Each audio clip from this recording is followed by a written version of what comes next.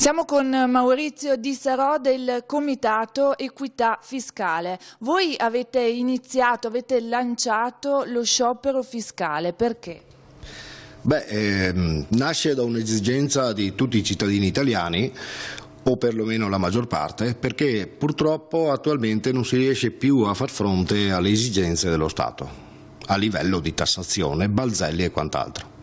Quindi avete deciso tutti uniti di non pagare più le tasse, però diciamo che è uno sciopero dichiarato.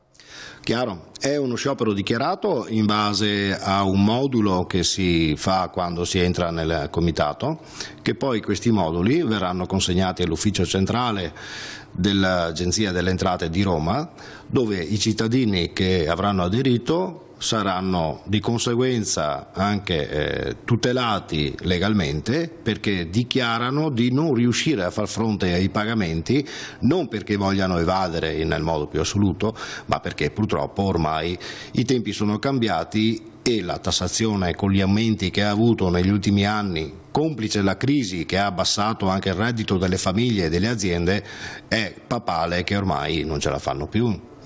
È un'evasione che però voi dite è giustificata dalla Costituzione.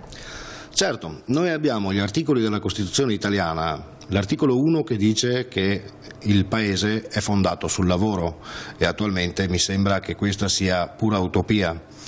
Abbiamo l'articolo 53 che dice che ogni soggetto è dovuto a partecipare alle spese dello Stato secondo le sue entrate e le sue possibilità.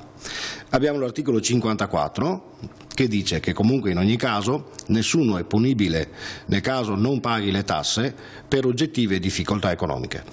Non avete paura di ripercussioni?